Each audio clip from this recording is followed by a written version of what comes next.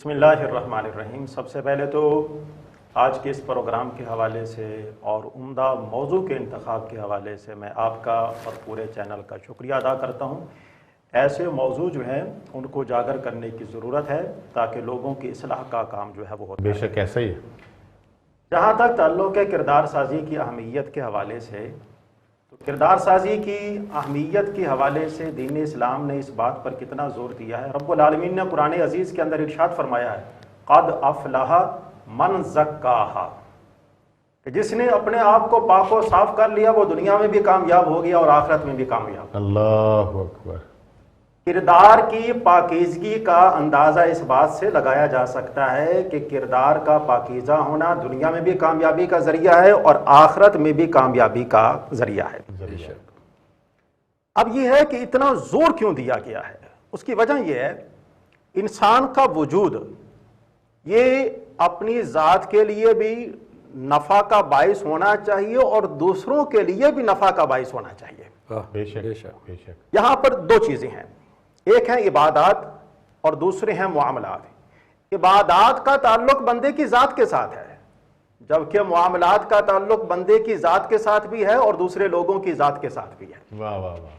کردار کی اہمیت کا اندازہ اس بات سے لگایا جا سکتا ہے، کوئی نمازی ہے، کوئی حاجی ہے، کوئی روزے دار ہے، کوئی صدقات و خیرات کا اہتمام کرنے والا ہے، جو مرضی کرنے والا ہے، لیکن اگر اس نے کسی آدمی کو تکلیف پہنچائی ہے تو اللہ رب العالمین کے نزدیک اس کی ساری کی ساری عبادات جو ہے وہ رائگاں ہو جائیں گے۔ اللہ، یہ کردار ہے۔ یعنی اگر بندہ دیکھنا چاہے، اپنی ذات کو دیکھنا چاہے، اپنی ذات کے اندر تو ساری چیزوں پر عمل پیرا ہے، لیکن اس سے دوسرے لوگوں کو فائدہ نہیں ہو رہا، نفع نہیں ہو رہا، وہ دوسرے لوگوں کے لیے اذیت کا باعث بن رہا ہے، وہ دوسرے لوگوں کے لیے نقصان کا باعث بن رہا ہے، تو ایسے وجود کو دین اسلام کی کوئی ضرورت نہیں ہے۔ اس سے اندازہ لگایا جا سکتا ہے کہ کردار کی اہمیت پر دین اسلام نے کتنا زور دیا ہے۔ میں یہاں پہ ایک بات آپ کے سامنے عرض کرنا چاہوں گا۔ بنی اسرائیل کے اندر ایک خاتون تھی، محبوب دو عالم صلی اللہ علیہ وآلہ وسلم کے سامنے اس کا ذکر کیا گیا، بڑی عبادت گزار ہے، بڑی ریاضت گزار ہے۔ کردار کی اہمیت کا اندازہ لگائیے، بڑی عبادت گزار ہے، بڑی ریاضت گزار ہے، پر اس میں ایک خامی ہے، اور وہ خامی کیا ہے؟ اپنی زبان سے لوگوں کو اذیت دیتی ہے۔ محبوب دو عالم نے فرمایا جہنمی ہے۔ اللہ، یہ کردار کی اہمیت اس سے اندازہ ہوتا ہے۔ دوسرے مقام پہ صحابہ کرام نے عرض کیا، یا حضور سرور دو عالم صلی اللہ علیہ وآلہ وسلم نے فرمایا بنی اسرائیل کی ایک خاتون وہ عبادت گزار نہیں ہے، ریاضت گزار بھی نہیں ہے، اس کے اندر ایک اچھائی یہ ہے کہ وہ اپنی زبان سے لوگوں کو اذیت نہیں دیتی، آپ نے فرمایا جنتی ہے۔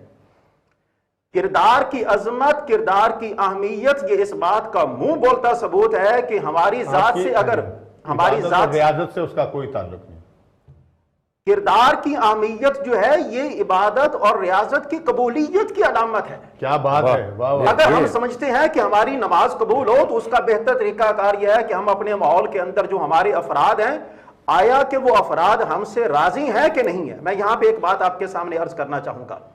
حبیب دو عالم صلی اللہ علیہ وآلہ وسلم کی بارگاہ میں ایک شخص حاضر ہوا، سبحان اللہ، اور عرض کرنے لگا، یا رسول اللہ صلی اللہ علیہ وسلم یہ بتلائیے کیا میرا رب مجھ سے راضی ہے کہ نہیں ہے؟